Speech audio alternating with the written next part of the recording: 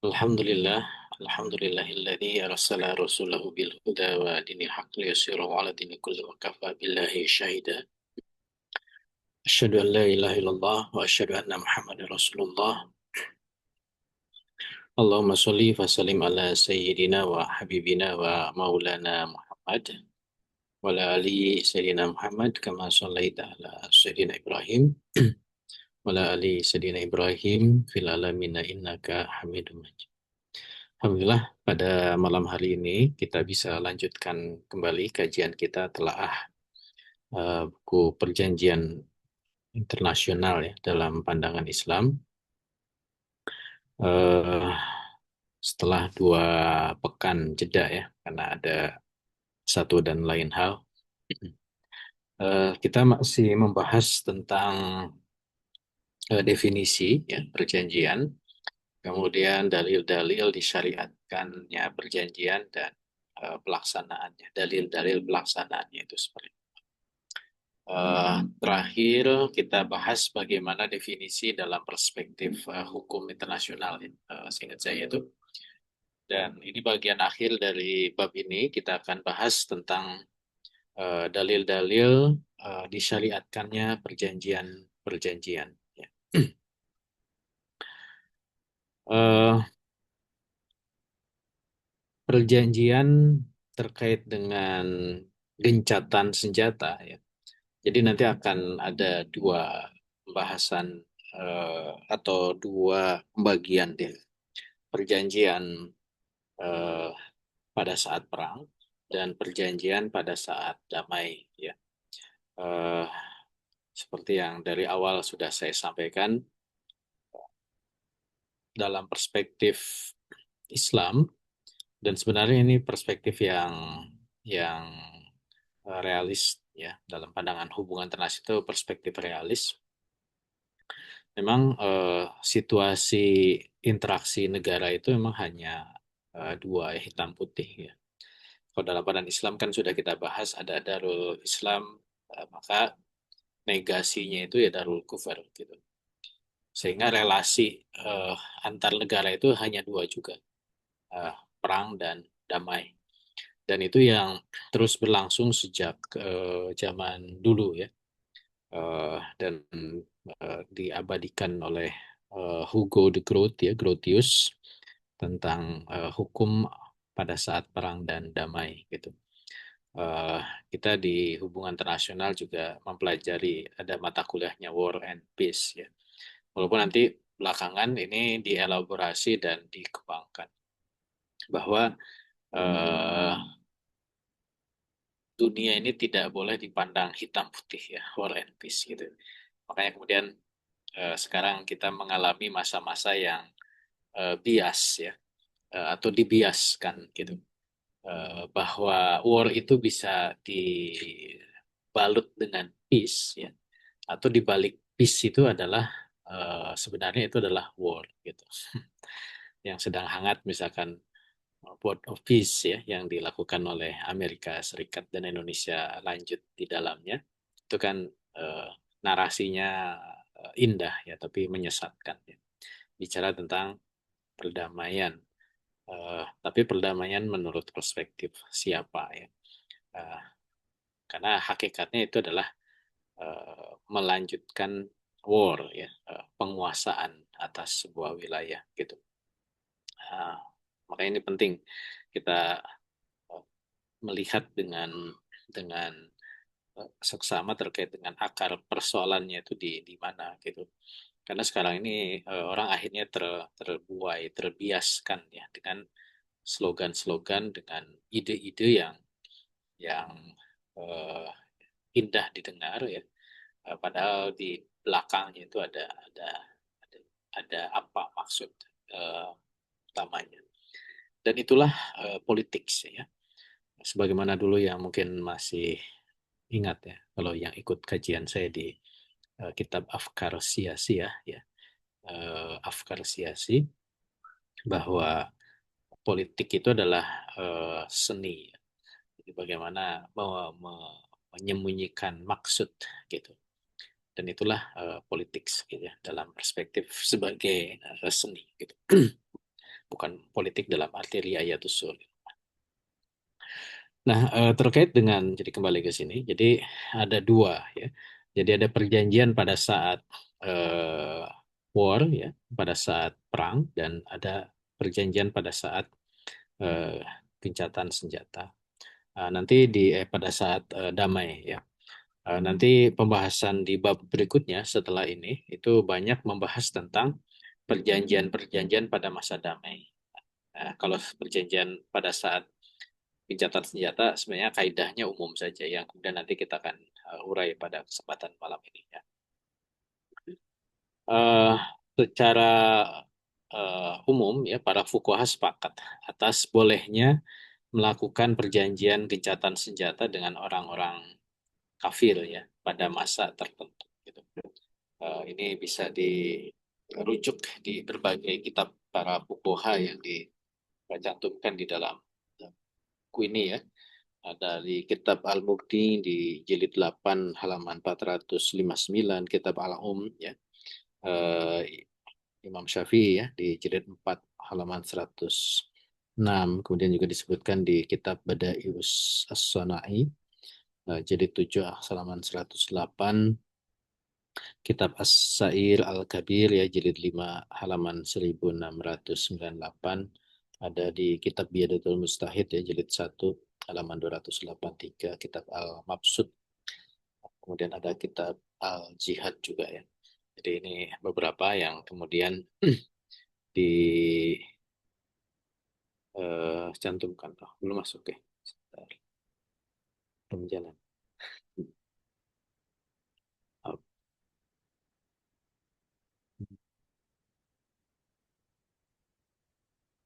share screen.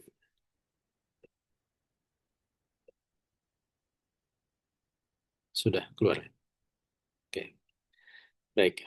Nah itu beberapa eh, kutipan ya.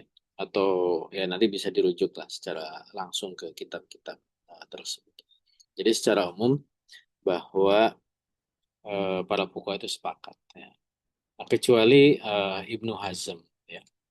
Nah, ini yang kemudian banyak dibahas di dalam bab ini terkait dengan pendapat dari atau koreksi terhadap pendapatnya Ibnu Hazm yang beliau menyatakan bahwa harus dikecualikan.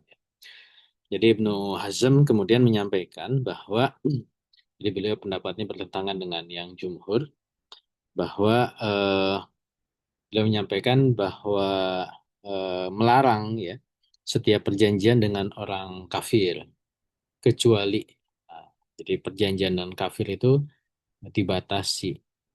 Pertama adalah hanya dalam perkara jizyah ya. Perkara jizyah dan siapa objeknya, ahlul kitab dan majus. Nah, selain itu nggak boleh ada perjanjian dengan orang kafir. Gitu. Ini menurut Ibnu Hasyim. Nanti dalil-dalilnya kita akan bahas ya. Dan beliau juga mensyaratkan perjanjian orang kafir itu bisa dilakukan asal keamanan ya bagi utusan yang melakukan perjanjian ya, atau mustajir ya orang yang diutus itu eh, apa namanya bisa dijamin untuk bisa menyampaikan suratnya atau risalahnya sehingga dia bisa memperdengarkan kalamullah kepada orang-orang kafir. Nah itu eh, syarat boleh dilakukan perjanjian dengan orang kafir menurut Ibnu Hazm ya. Pertama dalam perkara jizyah, yang kedua harus ada keamanan bagi eh, mustajirnya ya, orang yang menyampaikan atau utusan yang menyampaikan atau yang diutus untuk membuat perjanjian dengan orang-orang kafir. Maka menurut beliau segala perjanjian dengan orang-orang kafir itu adalah eh, batil, eh, dihapus dan apa namanya tidak boleh mengikutinya. Nah, itu bisa dilihat di kitab Al-Muhallanya oleh Ibnu Hazm ya, jadi 7 halaman 307. Eh, Apa yang menjadikan dalil bahwa eh, perjanjian gencatan senjata itu sebenarnya boleh ya. Ini kita lihat dulu dalil kebolehannya, ya. Sebelum nanti kita lihat dalilnya Ibnu Hazm itu seperti apa. Yang pertama, dikutip dari Quran surat Al-Anfal ayat 61, Allah Subhanahu wa taala berfirman, A'udzu billahi minasyaitonir rajim, wa in zanahu lisalmi fasnah laha wa tawakkal 'ala Allah innahu huwas sami'un. Jadi memang di sini didorong wa in zanahu lisilmi, ya, jika mereka orang-orang kafir itu condong kepada perdamaian, maka perintah dari Allah justru fasnah laha, maka condong juga. Kalau mereka janahu, maka perintahnya adalah fasnah laha, juga condong kepada Allah. Wa tawakkal 'ala Allah. Kemudian bertawakal kepada Allah. Nah, jadi ini yang dijadikan dalil bahwa perjanjian damai ya, dengan orang kafir itu boleh. Ya. Berdasarkan Quran Surat Al-Anfal ayat 61. Nah, dalam tafsir At-Tabari disebutkan bahwa jika mereka cenderung untuk berdamai denganmu dan meninggalkan peperangan, baik itu dengan masuknya mereka ke dalam agama Islam, ya, atau dengan mereka membayar jizyah, atau dengan melakukan perjanjian yang serupa, maka cenderunglah kamu kepada apa yang mereka cenderung kepada. Ini jelasan dari eh, Abu Ja'far ataupun. Nah, dalil berikutnya di Quran surat Al-Anfal ya, ayat 72. Eh, Allah berfirman, A'udzubillahi minasyaitonirrajim.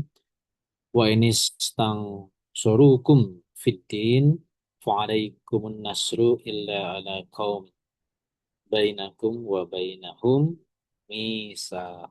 Wallahu bima ta'maluna basir. Ini yang di warna kuning ya, yang dikutip di kitab atau di bukunya itu. Wa ining wa inistangsurukum ya. Dan jika mereka meminta pertolongan kepada kalian, fiddin dalam urusan agama, eh, fa'alaikum, maka wajib atas kamu itu an-nasr, memberikan pertolongan. Illa kecuali ala kaumin terhadap kaum yang bainakum wa bainahum, misal ada perjanjian di antara kamu dengan mereka.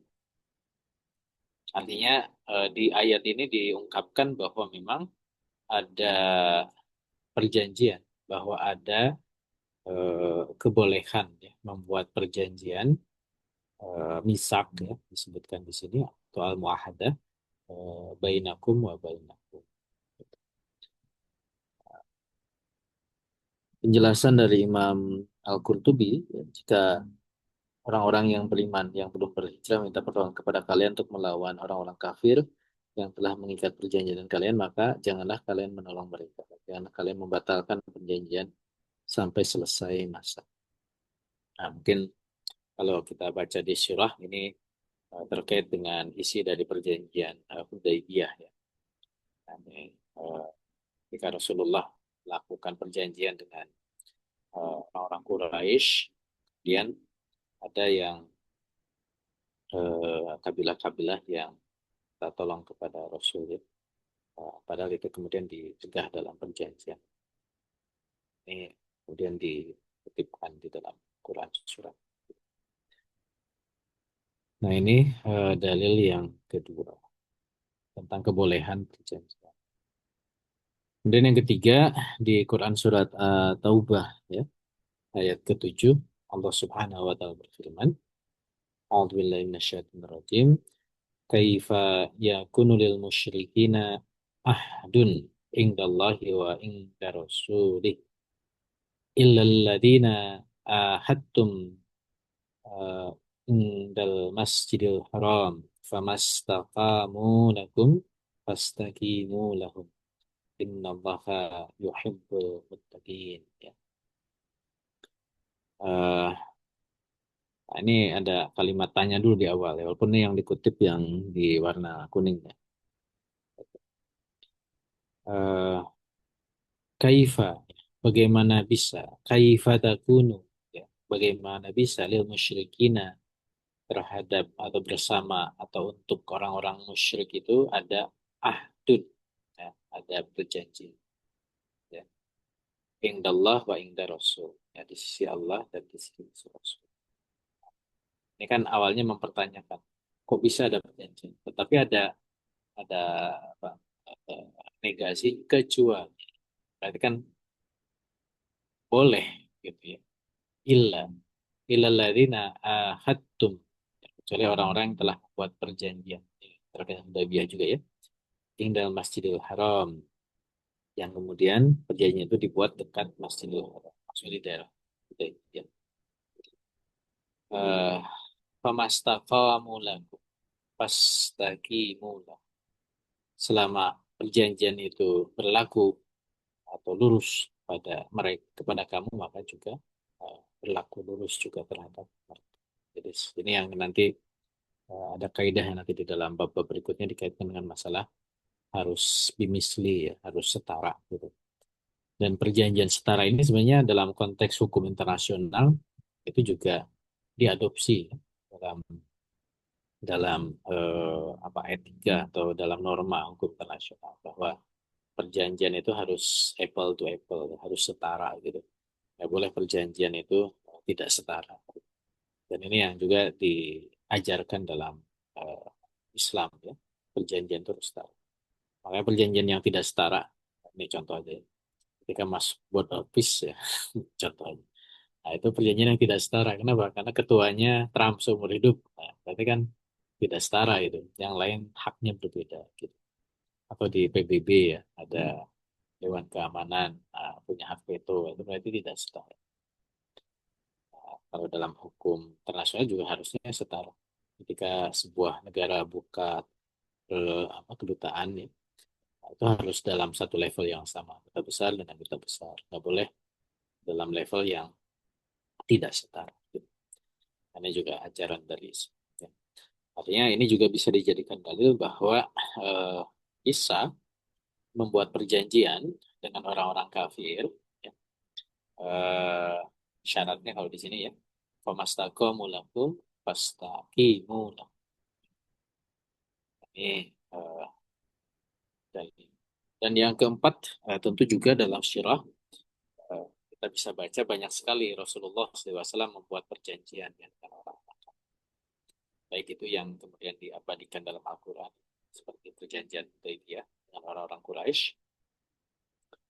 Perjanjian Hudaybiyah lagi viral lagi disebutnya karena dianggap bond of peace itu seperti Hudaybiyah, jauh ya. Eh, Posisinya harus daulah Islam dan setara tadi. Kemudian juga ada perjanjian dengan Bani Damrah ya, perjanjian dengan penduduk Ailah ya. Ailah itu eh, dekat dengan Palestina. Kemudian juga ada perjanjian dengan Yahudi di Madinah. Nah, kalau tidak setara harus lebih gitu ya. Seperti perjanjian dengan Yahudi di Madinah itu kan orang Yahudi harus tunduk dalam aturan Islam. Jadi pilihannya itu kalau masuk ke perjanjian setara atau lebih, gitu. Nggak boleh kurang. Nah, itu nanti juga kita akan bahas dalam kaidah. Nah ini ailah ya, yang dimerahin di atas bulat itu peta. Nah, nah itu sebenarnya yang menjadi dalil bahwa perjanjian dengan orang kafir dalam kondisi perang itu atau gencatan senjata itu hukumnya adalah boleh ya, dengan dalil-dalil tadi. Nah, adapun pendapat Ibnu Hazm bahwa perjanjian dengan orang-orang kafir itu sudah dihapus ya atau dimansuh, beliau menyebutkan nanti ada beberapa dalil, nanti kita bahas ya. Dan beliau menyimpulkan bahwa tidak ada alternatif melakukan perjanjian eh, kecuali bagi ahlul kitab dan orang-orang Majusi itu, kecuali mereka masuk Islam atau kemudian membayar jizya. Gitu ya. Nah, pilihannya itu begitu. Nah, ini yang kemudian diungkapkan oleh Ibnu Hazm. Apa dalilnya? Nah, ini yang dijadikan dalil oleh Ibnu Hazm bahwa perjanjian dengan orang kafir itu sudah dimansur. Pertama, beliau mengutipkan Quran surat At-Taubah ayat pertama ya. Allah Subhanahu wa taala berfirman, "A'udzubillahi minasyaitonir rajim. Bara'atun minallah wa rasulihi ilal ladzina ahadtum minal musyrikin." Jadi ini ditegaskan bahwa ada baro'ah ya, ada pernyataan pemutusan hubungan dari Allah dan Rasul kepada orang-orang yang ahadtum, yang sudah mengadakan perjanjian minal musyrikin, dari orang-orang musyrik. Ini dijadikan dalil bahwa sebenarnya perjanjian orang musyrik itu sudah dinasah oleh ayat. Jadi kita uh, ada koreksinya di belakang. Beliau juga mengutipkan Quran surat yang sama ya, Quran surat At-Taubah ayat ke-7. Ini yang tadi juga dikutip sebenarnya ya. Eh, Cuma nanti apa namanya, ya memahaminya, namanya juga mustahil ya, karena memahami ayat itu. Kaifa takunu lil musyrikina ahdun, bagaimana bisa ada perjanjian dengan orang-orang musyrik. Indallah wa inda rasul. Ilal ladzina ahadtum indal masjidil haram. Ya, kecuali walaupun sini ada tadi ya, kecuali kepada orang-orang yang sudah melakukan perjanjian dekat masjidil haram. Nah, ini jadikan dalil untuk menasah tentang perjanjian. Jadi menurut Ibnu Hazm, dengan ayat ini Allah telah membatalkan perjanjian-perjanjian yang baru, kecuali perjanjian yang telah mereka lakukan di Masjidil Haram. Dalil lain, Ibnu Hazm menyampaikan Quran surat uh, Taubah ya, ayat 5. A'udzubillahi minasyaitonirrajim. Faidang salahal ashhuru al-hurum ya, apabila sudah berlalu bulan-bulan haram, faktul musyrikin, maka bunuhlah orang-orang musyrik. Haitsu wajadtumuhum, dimanapun kamu temui mereka. Ya. Wa khuduhum, tangkap mereka. Wahsuruhum, ya, kepung mereka. Waq'udu lahum, dan awas mereka. Kullu marsyad, di setiap tempat pengawasan. Jadi Ibnu Hazm mengungkapkan bahwa uh, ayat ini, ayat 5 Quran surat Taubah ini adalah menasah perjanjian. Karena ada perintah. Kalau sudah berlalu bulan haram, bunuh. Ya. Nggak boleh ada perjanjian. Bunuh saja. Bunuh, tangkap, kepung, awas.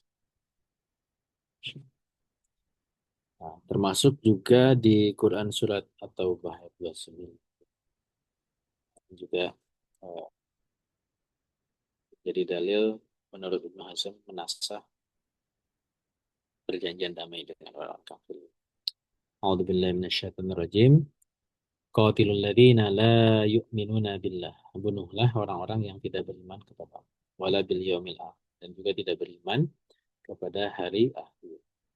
Wala yuharrimuna ma haramallah. Dan yang tidak mengharamkan apa yang diharamkan wa rasul dan juga rasul. Wala yazinuna dinal haq, dan juga orang-orang yang tidak yadinuna, tidak beragama dengan dinul haq, dengan agama benar, agama Islam. Minal ladina, siapa mereka yang harus dibunuh itu? Minal ladina utul kitab, orang-orang ahli kitab. Hatta yu'tul jizyah, sampai mereka membayar jizyah. Ayyadin, dengan tangan mereka. Ya. Wahum sabirun, dan mereka apa, tunduk. Sabir. jadi kecil, tutup. Nah, ini juga dari dalil menasah tentang.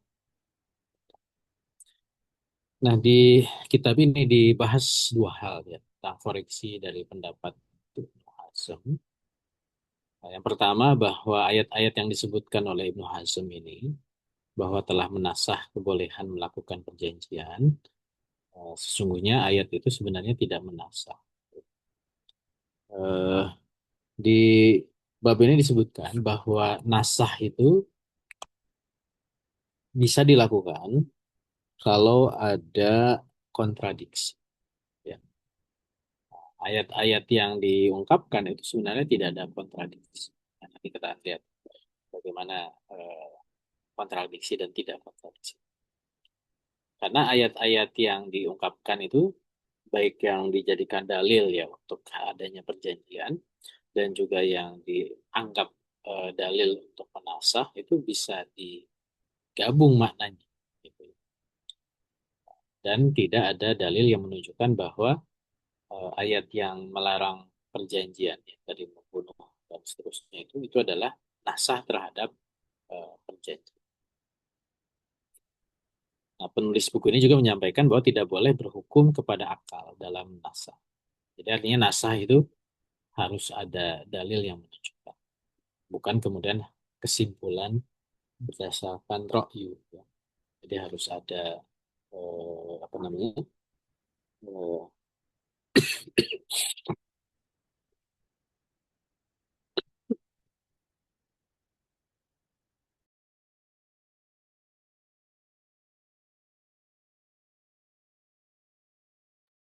ya mohon maaf, harus ada dalil yang menunjukkan bahwa itu adalah dinasah.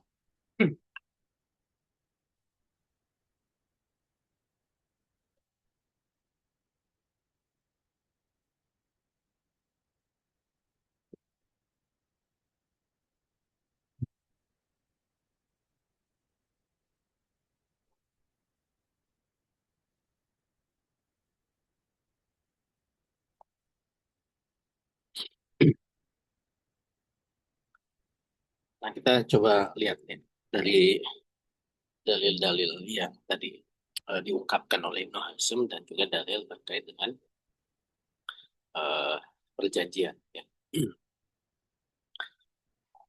Pertama terkait dengan bahwa ada Quran Surat Al-Anfal ayat 61 yang ini menjadi dalil bolehnya adanya perjanjian. Wa in zanahu lisilmi nah lah. Jadi diungkapkan bahwa jika orang-orang kafir itu condong ya zanahu lisilmi terhadap perdamaian, maka perintah dari Allah fasnahlah, maka condonglah juga kepada. Dan penulis kitab ini menyampaikan bahwa ayat ini merupakan ayat yang muhkam, ya. Ayat yang muhkam, yang tidak dimaksud.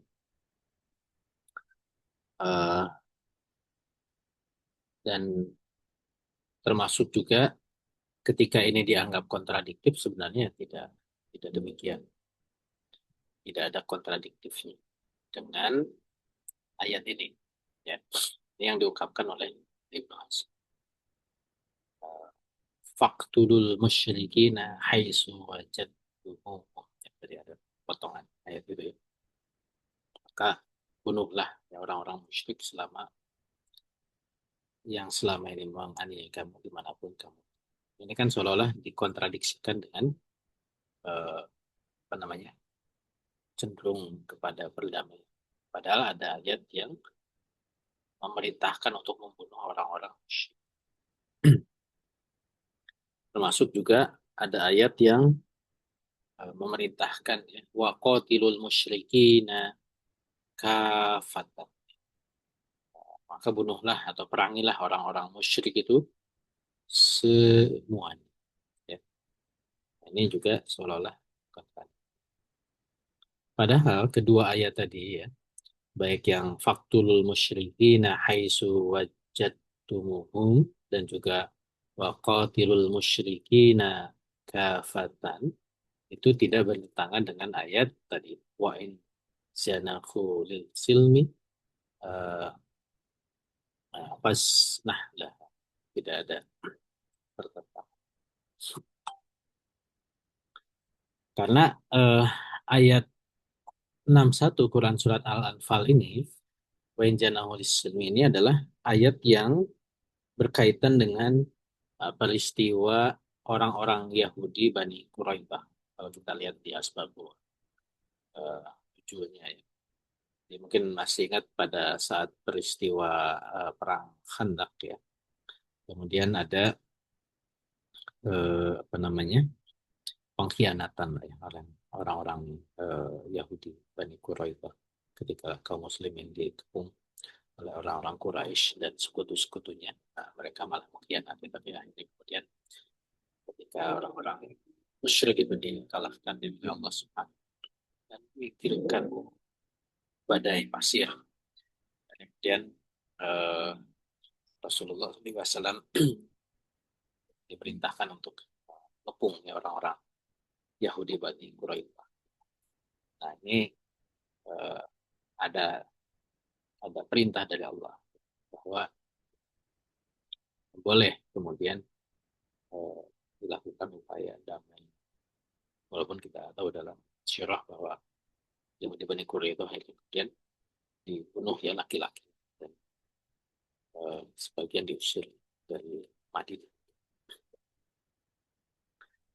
Nah, sedangkan uh, perintah atau ayat kelima Quran surat At-Taubah, Faqtulul musyrikin haitsu wajadtumuhum, ya. Jadi maka bunuhlah orang-orang musyrik dimanapun kamu temui. Ini adalah dikaitkan dengan uh, orang-orang musyrik Arab, ya. Memang tidak ada kontrak karena dapat kaidah ya terkait dengan Bani Quraidah itu bukan berarti itu hanya berlaku bagi Bani Quraidah saja untuk cenderung kepada perdamaian. Ya.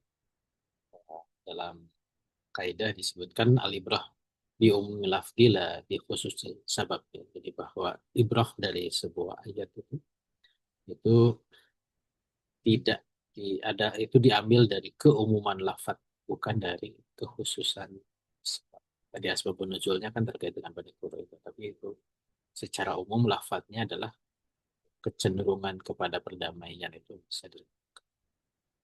Gitu. Artinya boleh gitu ya kepada orang-orang kafir kecuali tadi ya selain orang-orang musyrik Arab gitu. Karena kalau musyrik Arab itu harus dibunuh gitu. Dan faktanya kan orang-orang musyrik itu pada masa Rasulullah SAW itu kan habis ya tidak ada lagi diperangi. Tetapi kepada orang-orang kafir selain musyrik Arab kemudian masih dibolehkan untuk melakukan. Nah itu yang pertama ya. Terkait dengan seolah-olah kontradiktif antara Quran Surat Al-Anfal bab 1 dengan Quran Surat At-Taubah. Baik ayat 5 ataupun ayat 30.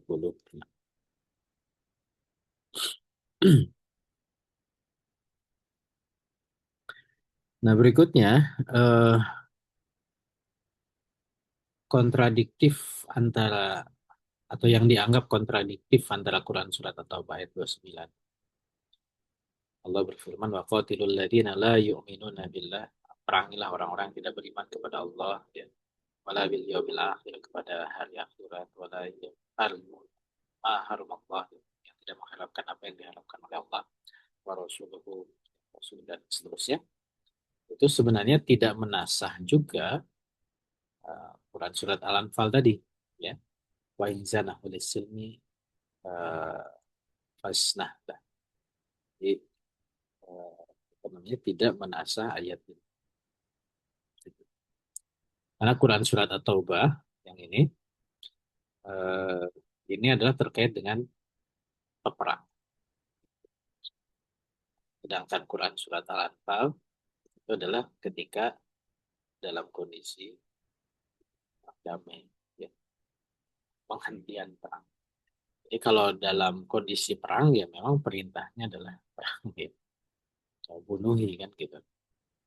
Kalau mereka cenderung kepada damai ya berarti kan apa namanya ya damai gitu. Jadi tidak kemudian dikontradiktifkan. Ya ketika perang ya bunuh gitu ya maksud logikanya itu kan begitu. Ketika perang ya bunuh. Ketika mereka cenderung kepada perdamaian maka itu kemudian diberi. Jadi masing-masing dalam kondisi yang berbeda tidak terdapat kontradiktif ya, tidak ada nasah dan melekat dengan hukumnya sendiri-sendiri. Hukum perang ya bunuh orang gitu ya. Ketika yang diperangi itu ingin damai ya berarti kita didorong untuk juga damai. Nah, termasuk juga eh, yang dianggap kontradiktif antara Quran surat Muhammad ya, ayat 35. Allah berfirman, "A'udzubillahi minasyaitonirrajim, fala tahinu wa tad'u ila salm wa antumul a'laun." Eh, Maka janganlah kamu lemah, fala tahinu wa tad'u ila salm, dan juga jangan mengajak kepada damai. Ini kan seolah-olah kita itu tidak boleh mengajak damai.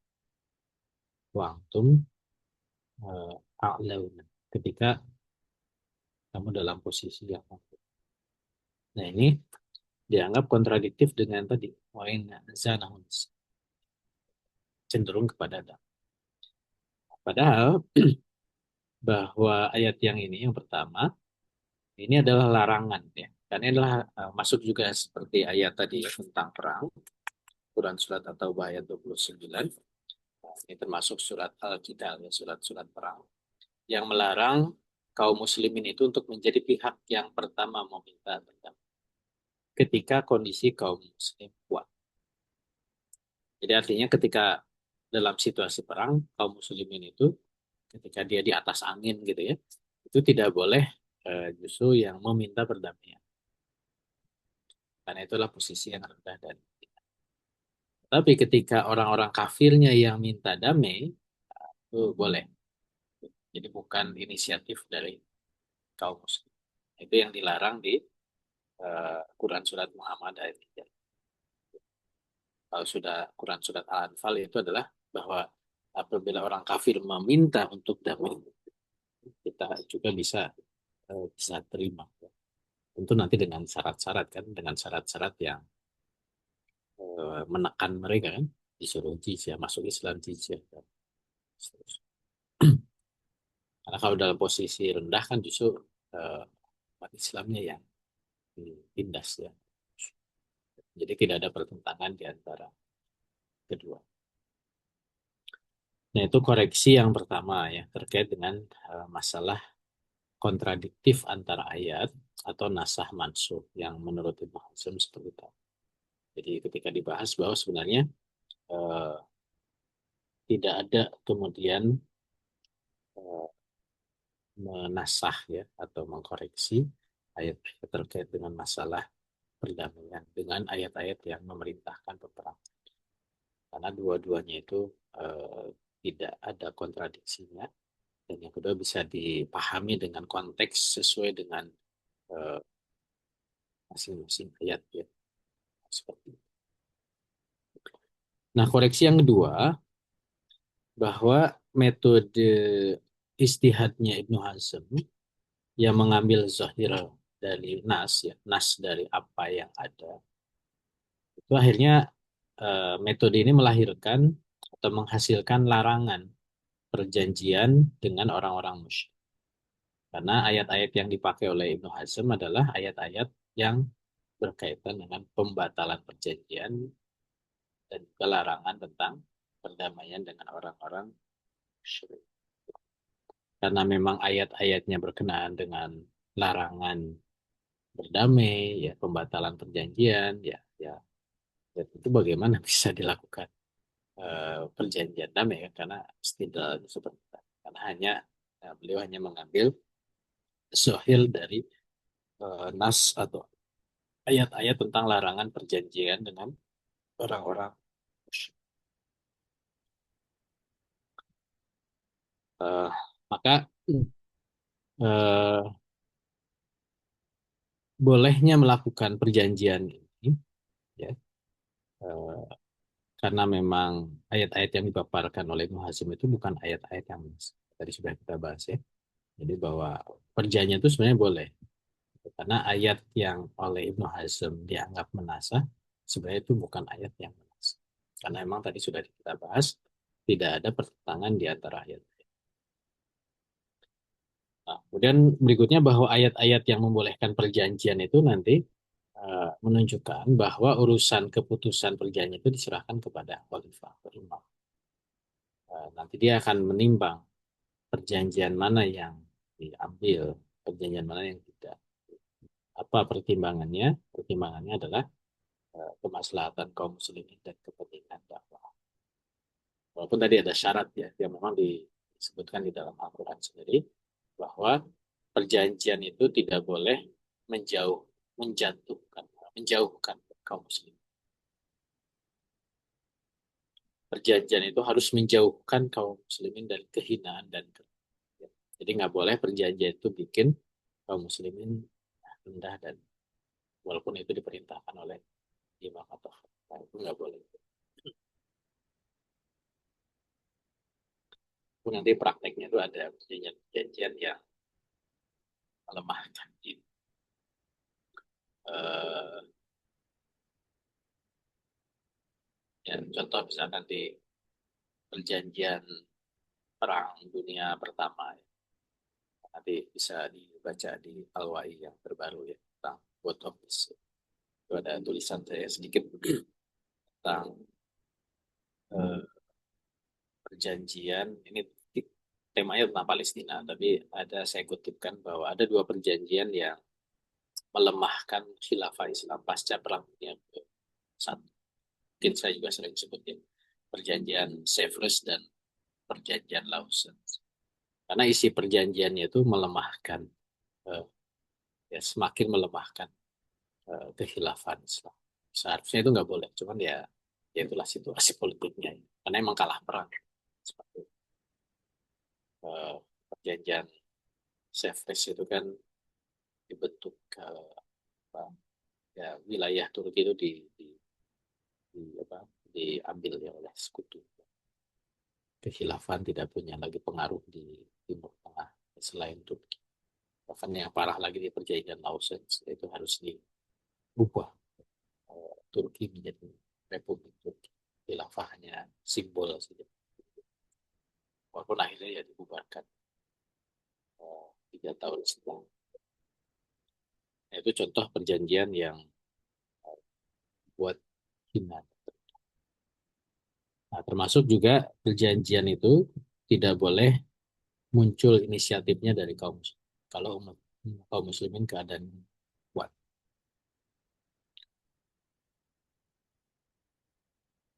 Nah, ini dalam konteks perjanjian perang, ya. Jangan lupa nanti perjanjian dalam konteks damai nanti. Jadi dalam konteks gencatan senjata atau perjanjian dalam peperangan, itu inisiatifnya kalau umat Islam di atas angin sedang kuat, itu tidak boleh dari kaum muslim. Artinya perjanjian itu, ya, dikoreksi juga kepada pendapatnya Ibnu Hazm, bahwa sesuatu yang dibolehkan berdasarkan syariat. Nah, nanti eh, siapa yang memutuskan itu khalifah, dan khalifah yang menimbang terkait dengan mana yang baik, ya, terkait dengan hal tersebut. Apa yang menjadi pertimbangan? Pertama tadi maslahat, dua peluang penyebaran dakwah, tidak boleh merendahkan diri dan hina, dan tidak melanggar aturan Islam dalam syarat-syarat janji. Nah, itu perjanjian dalam situasi perang atau gencatan senjata atau hudnah. Nah, di luar perjanjian hudnah atau perjanjian gencatan senjata, contoh nanti perjanjian perdagangan, nanti yang banyak dibahas, ya, di bab berikutnya. perjanjian bertetangga baik, ya, nanti itu harus dikaitkan dengan hukum eh, hukum-hukum yang terkait. Gitu. Kalau perdagangan berarti nanti terkait dengan hukum berdagang. Nanti ada hukum tentang perdagangan internasional. Mungkin kalau yang sudah membahas kitab Nijum Episodi atau kitab Al-Amwal, ya, itu ada pembahasan tentang perdagangan internasional. Itu nanti ada hukum syariat.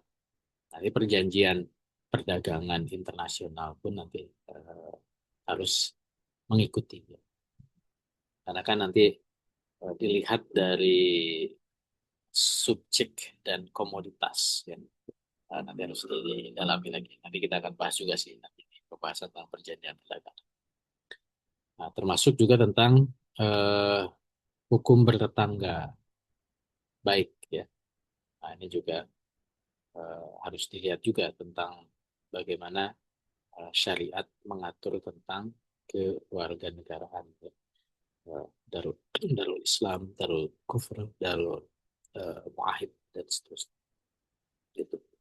Artinya kebolehan perjanjian ini nanti berbeda-beda, tergantung jenis perjanjiannya dan hubungan yang ingin dibangun berdasarkan kesepakatan dan perjanjian itu harus semuanya berdasarkan hukum syariat.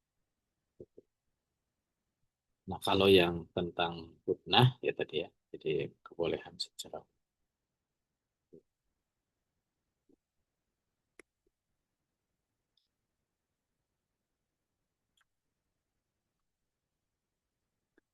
apa itu ya ini tentang misak ya. Bolehnya perjanjian secara umum. Nah, ini dikutip di Quran surat Al-Anfal ayat 72 ya, yang warnanya kuning. Ya. Wa inistang surukum fitin wa'alaikum nasru illa ala qaumin bainakum wa bainahum misa. Jadi, eh, jika mereka minta pertolongan dalam suatu urusan agama, maka wajib memberikan pertolongan. Kecuali terhadap orang-orang yang ada perjanjian.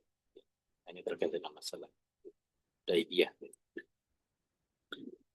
Dan eh, perjanjian yang juga kita baca dari sirah Rasulullah, ya Rasulullah itu juga melakukan perjanjian. Ada perjanjian gencatan senjata seperti perjanjian Hudaybiyah, ya, peperangan dengan Quraisy yang dihentikan. Ada juga perjanjian bertetangga baik, ya, perjanjian dengan orang Yahudi yang ada di itu isinya kan beda ya. Kalau gencatan senjata tadi ya eh, setara, semisalnya itu setara, lebih atau setara. Kalau perjanjian bertetangga baik ya, ya harus tunduk. Makanya perjanjian atau wasikah Madinah itu semuanya diatur atas dasar hukum Islam. Sehingga orang-orang Yahudi itu semuanya kalau ada perselisihan, sebagaimana dikaitkan dengan dalil baik tanazah atau fardu ilallah.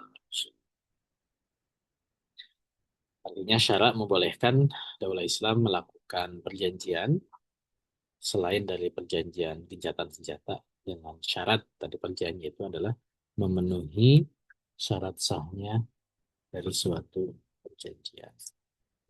Itu nanti kita akan bahas di bab-bab berikutnya. Baik itu Bang Azhar terkait dengan eh, bab definisi perjanjian, dalil dan unsur. Sebelum nanti masuk ke bab berikutnya tentang rukun perjanjian, syarat-syarat, definisi dan dalil. Walau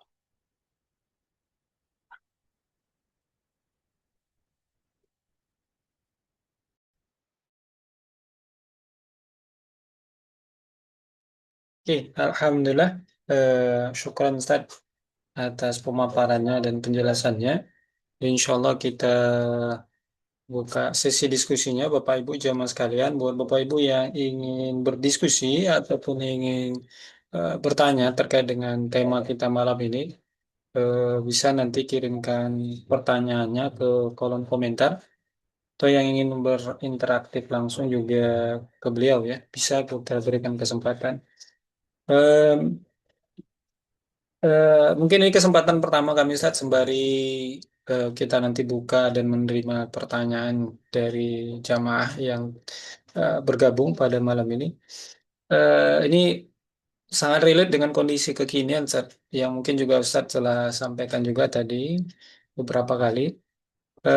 Kita coba mengupas beberapa argumentasi ya, sebagian dari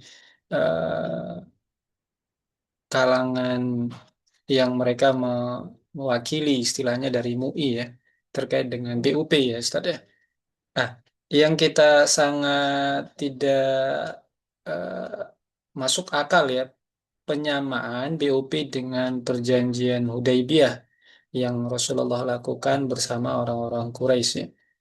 Ya, eh, apa yang menjadi pertanyaan kita atau yang mungkin menjadi dasar dari sebagian para cendekiawan ataupun ulama yang mereka hadir di atau menyetujui ya bergabungnya Indonesia di BUP itu adalah kondisi Palestina memang kondisi yang tidak memungkinkan keluar dari penderitaan terhadap Israel itu yang pertama. Itu yang saya coba kumpulkan. Yang kedua, ini kemaslahatan yang bisa kita cari, yang kita bisa kata mereka ya dari utusan itu ya, yang setuju terhadap kebijakan Indonesia, kemaslahatan yang bisa kita cari dengan bergabung di BUP terhadap nasib Palestina. Nah, ini kok bisa ya kita bilang para cendekiawan dan para alim ulama itu apakah tidak memahami peta politik ataukah tidak memahami apa yang menjadi grand design mungkin ya BUP yang dibuat oleh Trump ini, ditambah lagi Ustadz juga tegaskan tadi ketuanya ini seumur hidup lagi. Jelas Trump ini nggak mungkin lagi bisa bergeser dan nggak bisa diganti. Nah, ini apakah nggak terpikir ya dari para alim dan para cendekiawan itu tetap ngotot ya bahkan setuju terhadap rezim ini tetap berada di dalamnya. Apa yang bisa kita kritisi Ustaz, dari kondisi ini ya atau yang di para alim ulama tadi? Mohon tanggapannya tadi. Iya. Eh, Memang ini bergantung mindset dan perspektif ya. Eh, Kalau mindsetnya adalah apa pragmatis, realistik gitu ya, hanya melihat dari eh, existing faktual eh, saat ini ya tentu kayaknya mereka berpikir tadi ya, realistik gitu. Apalah daya kami gitu dibandingkan Amerika Serikat, senjatanya, ekonomi dan seterusnya. Nah, belum lagi secara historik muncul eh, semacam anggapan bahwa Israel itu kuat, tidak pernah terkalahkan. Tidak ada dari beberapa peperangan yang terjadi tidak pernah terkalahkan. Nah, ketika mindsetnya seperti itu, ya itulah, ya mohon maaf, ya mental Finlander ya, mental jajah. Mentalnya sudah mental kalah. Gitu. Kalau kalah, akhirnya dia uh, tunduk kepada yang sedang eksis, yang berkuasa. Gitu. Hanya mencoba mencari celah dalam situasi itu. Ya setidaknya inilah peran yang bisa dilakukan uh, untuk tidak ya ada sedikit kontribusi lah gitu. Uh, dari sisi berperan kontribusinya yaitu positif gitu. Cuman kan ketika dibangun atas mindset seperti tadi ya itu uh, ya situasinya tetap tidak akan berubah gitu ya. Tidak mengubah situasi bahwa Amerika Barat sekutunya itu mencengkram uh, Palestina sedemikian rupa ya, dan membangun Palestina pun yang mereka hancurkan dengan skenario mereka. Gitu. Nah, itu dalam konteks mindset. Ya. Sehingga ya muncullah setidaknya tadi peran sedikit yang mereka bisa lakukan. berkontribusi. Kalau tidak ya setidaknya bisa menyuarakan. Cuman kan situasi situasi skenario nya kan ya kita bisa tanya balik, emang bisa kan gitu ya. Eh, karena emang sistemnya sudah sistem yang hegemonik gitu ya, sistem yang dikuasai oleh Amerika Serikat. Spesifiknya kan Donald Trump. Jadi bukan berarti tidak paham peta politik, ya paham. Cuman ketika mindsetnya begitu ya apa daya gitu ya.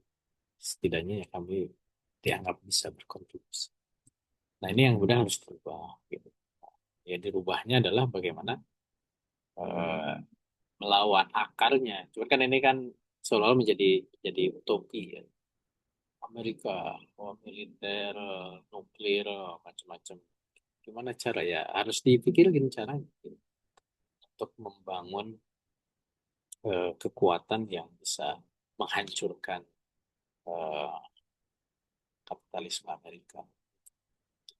Dan ini harus kekuatan yang berdasar dan kekuatan yang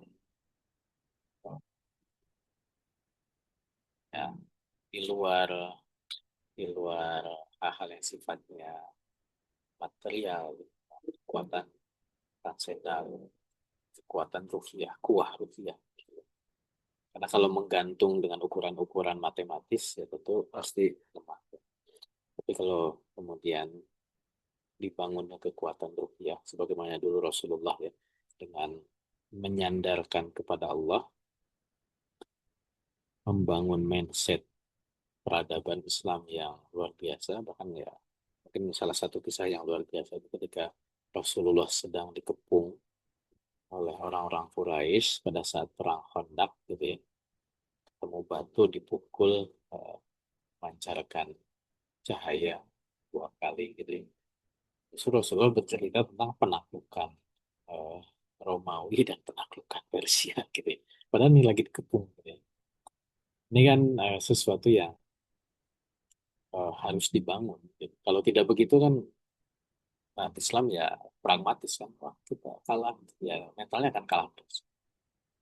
Tapi kalau kemudian para pemimpin, para ulama ya, umat itu dibangun dengan kekuatan rupiah, bahwa kita sandaran kepada Allah, kita punya kekuatan yang lebih dari sekedar kekuatan manusia, maka optimisme itu akan eh, akan digunakan untuk menggalang kekuatan yang kita miliki adanya apa melawan itu dan tidak takut resiko gitu.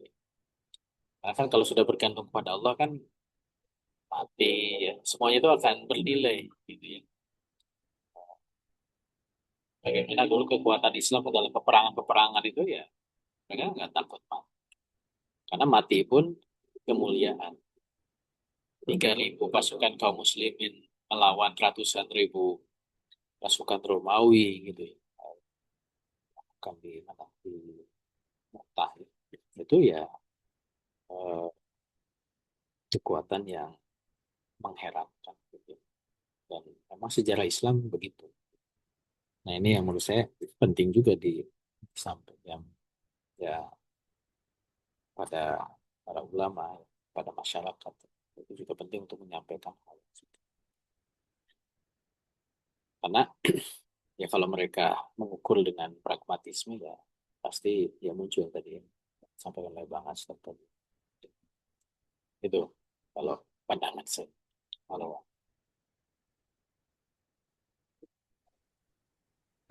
Oke, Ustaz.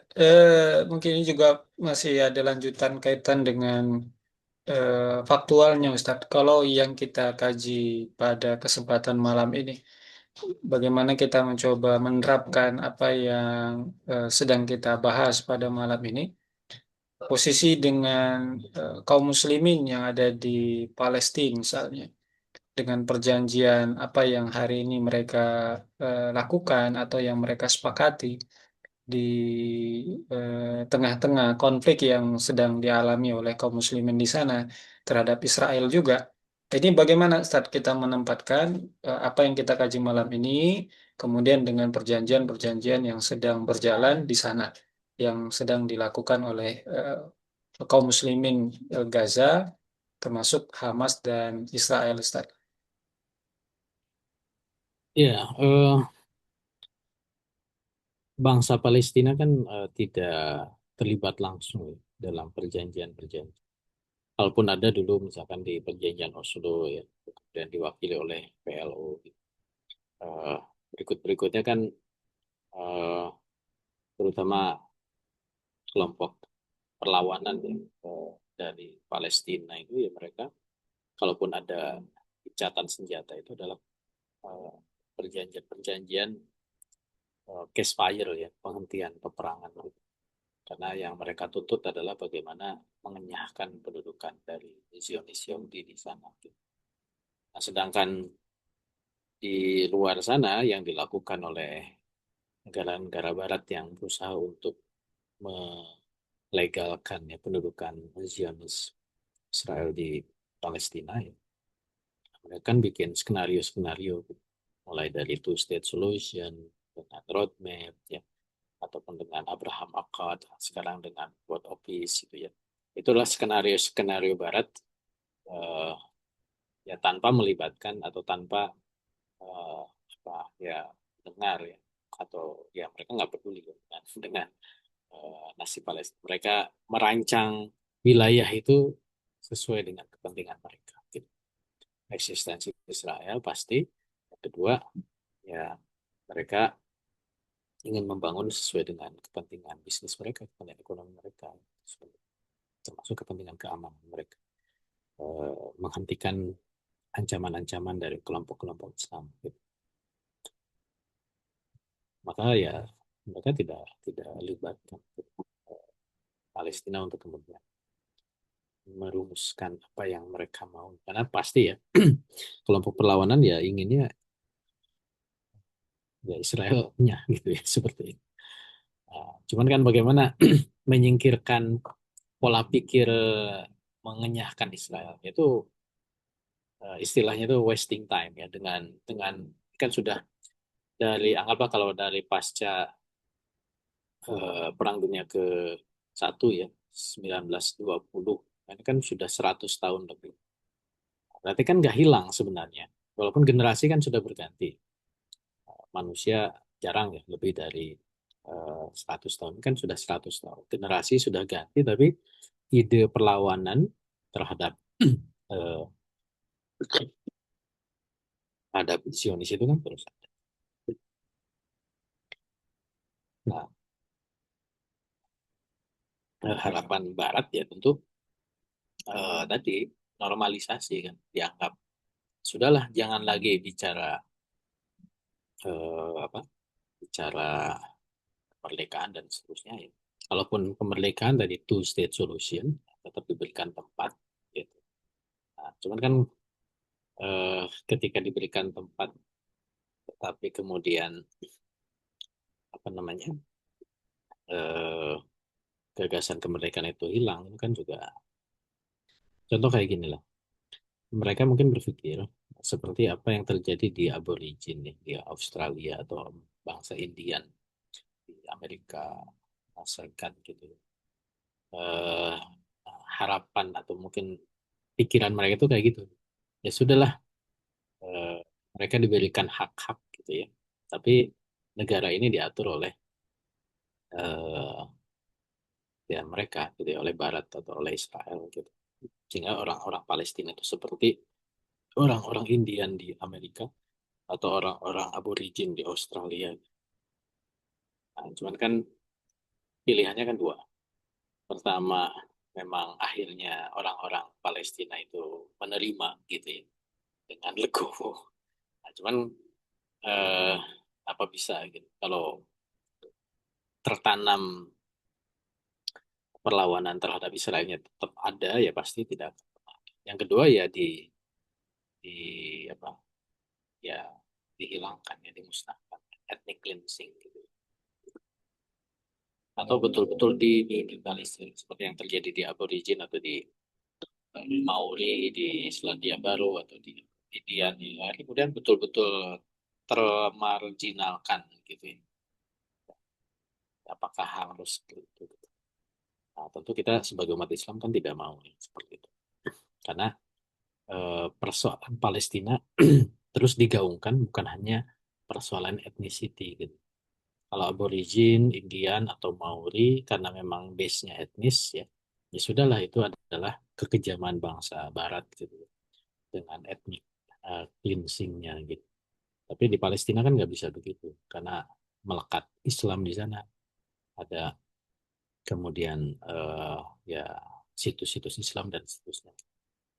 Walaupun sebagian ya penguasa dari umat Islam berkhianat ya dengan normalisasi dan seterusnya, tapi ya tentu umat Islam yang lain ya masih terus bergelora untuk kemudian memperjuangkan eh, hak-haknya Palestina dan itu yang harus terus kita jaga.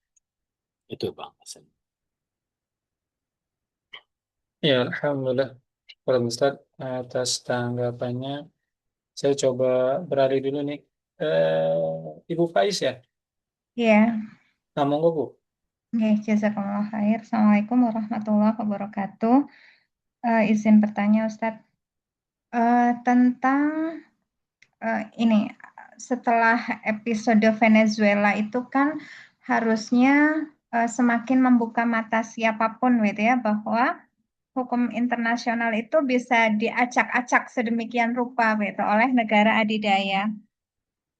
Nah, eh, yang saya tanyakan pertama, apakah kemudian dunia hari ini masih masih mengindahkan gitu hukum-hukum internasional sementara mereka melihat dengan mata kepala mereka sendiri gitu, betapa mudahnya hukum-hukum itu berjalan segimananya sesuai kepentingan negara adidaya atau diacak-acak sedemikian rupa gitu.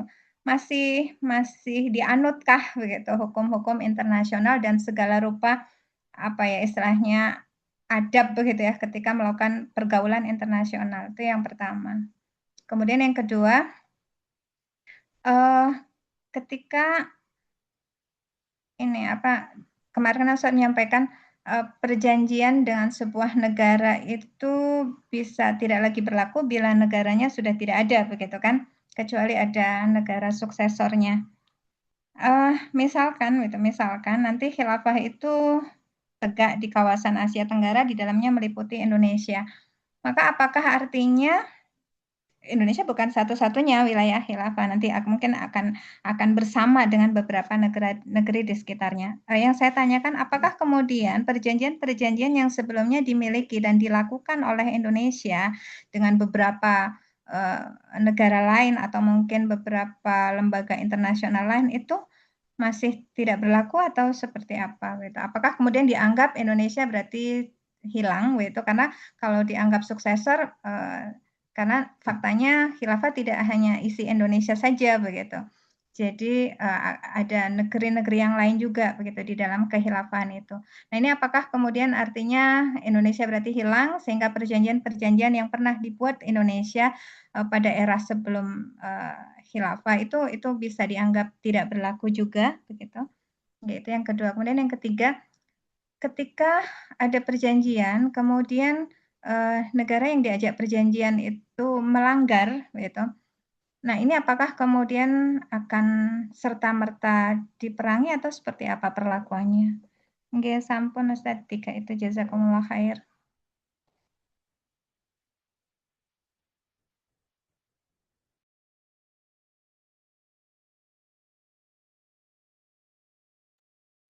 Ya, jadi hukum internasional itu eh, ya mudahnya lah ya, itu terbagi dua jenis gitu. Pertama ada hukum internasional publik, ada hukum internasional private ya. Untuk hukum internasional private yang mengatur relasi antar warga negara, tentu itu tetap berjalan. Walaupun tadi ada peristiwa-peristiwa politik yang mengusik eh, eksistensi dari hukum internasional, tapi itu yang sifatnya publik gitu. Masalah kedaulatan negara, masalah invasi, masalah keberadaan dalam organisasi internasional itu kan hukum internasional publik ya. Tapi nanti persoalan ekspor impor antar negara persoalan interaksi antar warga negara, ya, berlakuan visa, eh, apa namanya, ada hukum-hukum yang perdata internasional itu ya tidak terlalu berpengaruh signifikan gitu, dengan adanya situasi-situasi semacam tadi. Itu yang pertama. Dan yang kedua, di hukum internasional publik pun itu ada yang sifatnya technical, ada yang sifatnya non-technical. Ini bahasa saya. Untuk hal-hal yang sifatnya technical juga itu ya berjalan begitu saja. Contoh misalkan terkait dengan hukum udara internasional, kan hukum internasional juga yang ngatur tentang penerbangan internasional.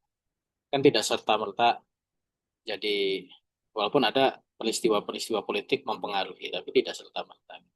Ketika terjadi saling tembak antara Iran dengan Israel, maka penerbangan di area situ dibuat zona larangan terbang. Tapi penerbangan ke daerah-daerah lain kan tetap menggunakan prinsip-prinsip hukum udara internasional. Itu yang sifatnya teknikal, gitu. Jadi nggak berpengaruh terkait dengan peristiwa-peristiwa tadi. Karena emang itu dibutuhkan secara teknis, gitu.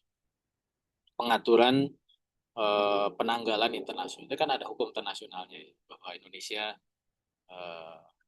GMT plus 7 ya, 7 dari Inggris dihitungnya, dan ada penanggalan internasional di apa, ada titik nol penanggalan, dan itu kan tetap berlaku, tidak kemudian jadi berubah gitu gara-gara case-case tadi gitu. Nah, itu yang sifatnya teknikal gitu. Jadi artinya walaupun publik tapi sifatnya teknikal, bukan privat, publik tapi teknikal, yaitu juga berlangsung, tidak terlalu berpengaruh gitu. Nah, justru yang berpengaruh itu tentu hal-hal yang sifatnya non teknikal, tapi itu juga dalam skala-skala yang sifatnya terbatas ya. Mungkin ada negara-negara mulai mempertanyakan tentang peran PBB misalkan begitu ya. Ketika memang ternyata Amerika anggota PBB tapi melanggar apa piagam PBB dengan melakukan penangkapan. Tapi kan balik lagi, kalau pernah menyimak ya kajian saya tentang hukum internasional publik non teknik ini kan sifatnya, kalau istilah dalam hukum itu pacta sunt servanda gitu ya. Jadi memang berlaku bagi yang terlibat, tapi juga tidak bisa dipaksakan karena memang fakta dari hukum internasional itu berbeda dengan hukum nasional. Siapa otoritas yang bisa menghukum lembaganya, kan tidak ada. Jadi artinya kalau tadi pertanyaan apakah masih mengindahkan, ya tadi kita bisa klasifikasikan yang private jalan, yang technical jalan, yang non technical hanya beberapa yang kemudian dipertanyakan, dan ini memang akan selalu terus dipertanyakan. Karena ini masalahnya adalah sangat politis dan sangat bergantung kepada konstelasi internasional dan peran adidaya gitu.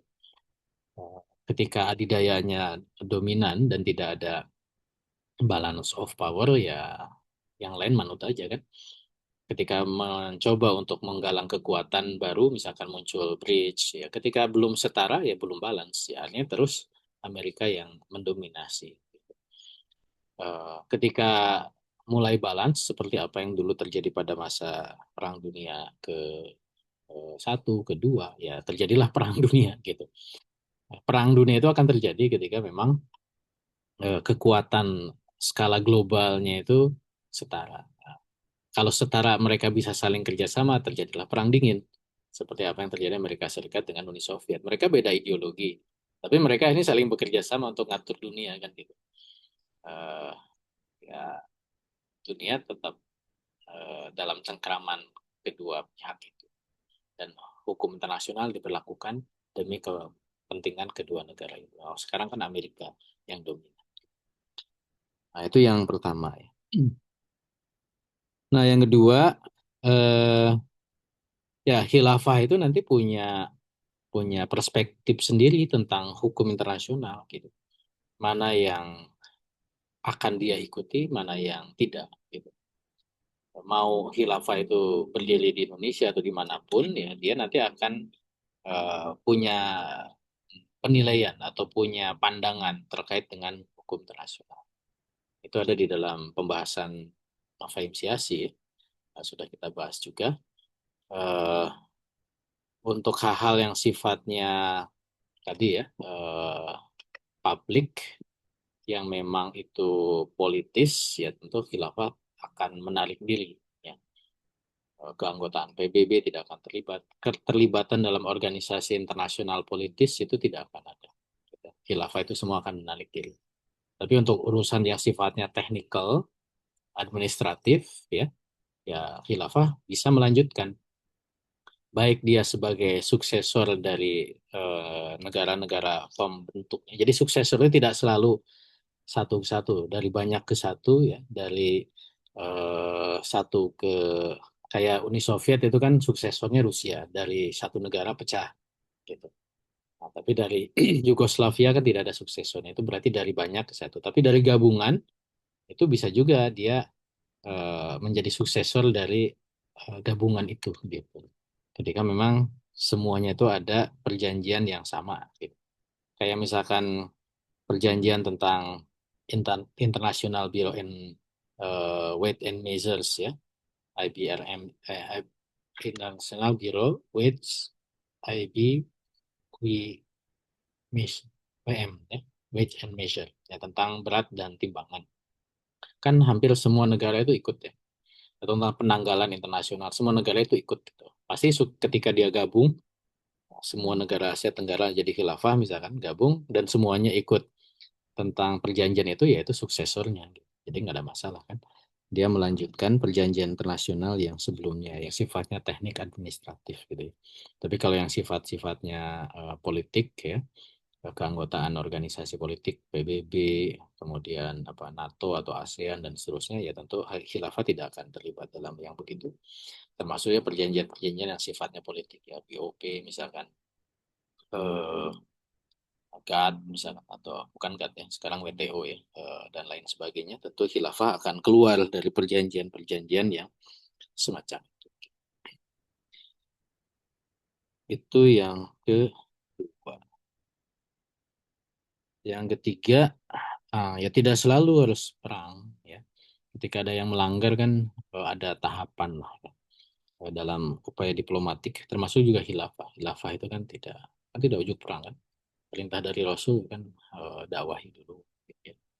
Ditawari jizyah gitu, baru perang untuk menghilangkan hambatan-hambatan fisiknya. Jadi tidak selalu langsung perang ketika ada pelanggaran gitu.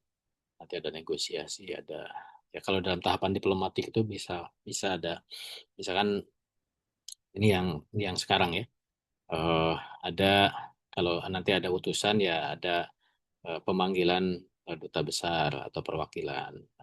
Mungkin nanti bisa dilanjutkan dengan nota protes, ya, kirim nota keberatan diplomatik gitu.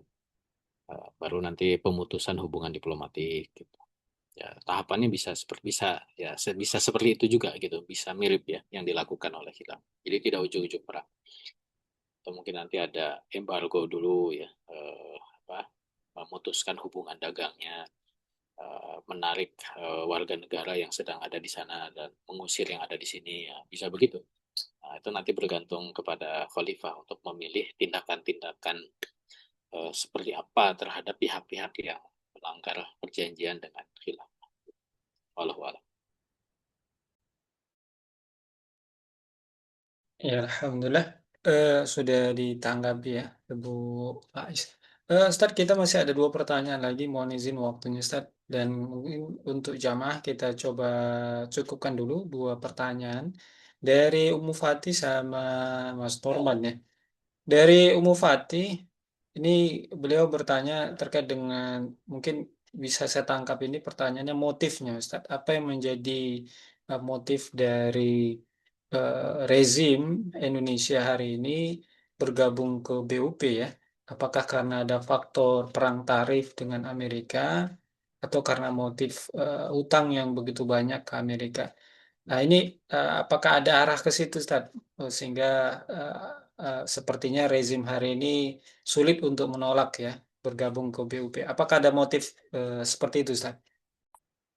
Kalau yang saya baca sih bukan karena tarif ya, karena memang tidak ada tekanan dari Amerika tentang tarif, juga bukan karena utang kita juga banyak ke negara lain ya, tidak hanya Amerika.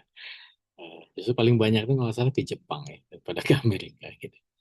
Eh, tapi kalau saya melihat ini memang faktor idiosinkratik ya, faktor seorang Prabowo gitu, yang dia megalomania ya, ingin ingin berperan secara internasional, tapi dia orang yang sangat pragmatis, tapi juga dia peduli terhadap Palestina gitu ya.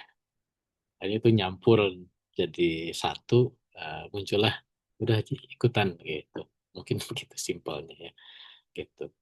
Eh, ya tentu ini juga pembisik-pembisik kiri kanannya gitu ya, yang memberikan pertimbangan-pertimbangan yang akhirnya eh, Indonesia itu ingin berperan secara internasional gitu. Eh, ya itu tadi ya, eh, megalomanianya itu di situ kan. Makanya kalau kita baca, ini kan belum setahun ya, atau setahun lebih ya, baru setahun kan. Tapi coba hitung tuh udah berapa puluh kali yang bersangkutan ke luar negeri kan. Dan selalu selalu menikmati kunjungan-kunjungan ke luar negeri yang apa eh, yang di situ ada peran eh, menempatkan Indonesia apa yang muncul gitu, seperti itu, hadir di upacara kemiliteran gitu ya, dulu kan di India dan di beberapa tempatnya. Nah, dan juga hadir di organisasi-organisasi internasional. Jadi ketika ada kesempatan-kesempatan seperti itu tidak disia-siakan gitu. Tapi di sisi lain memang tadi ya ingin membela Palestina juga di situ. Cuman caranya kan gitu. Eh, makanya butuh justifikasi gitu. Ketika ada serangan publik internal di Indonesia ya, mempertanyakan dan seterusnya, akhirnya kemudian ya tadi dikumpulkan petinggi partai, ormas-ormas Islam dan seterusnya gitu. Dan ketika dijelaskan, eh, yang hadir itu ya bisa memahami gitu, memahami itu tadi ketika ya itulah pilihan pragmatis pembelaan terhadap Palestina gitu ya, dalam BOP itu. Karena kan nanti ditanya balik, kalau nggak gitu gimana? Kan gitu ya. Kalau nggak ikut gimana? Cara kita bela. Kalau ada usulan-usulan, kita mungkin bisa ngusulin, ya udah Bapak jadi khalifah, kita tegakkan khilafah, kita lawan Amerika. Nah, itu kan tidak realistik ya, secara logika materialistik itu nggak belum belum belum nyambung ya di sana. Karena tadi untuk bicara itu tuh kan harus bicara akidah, keimanan, kuharuhiyah gitu ya. Baru kemudian ayo kita hadapi gitu. Indonesia punya potensi, tentaranya banyak, tentaranya kita ubah mindsetnya, pengusahanya ubah mindsetnya, segala sumber daya ubah mindsetnya. Ayo kita lawan Amerika. Ada nggak yang ngomong gitu kan, yang hadir dengan beliau kan nggak ada gitu. Kalau saya yang diundang mungkin saya akan ngomong gitu kan.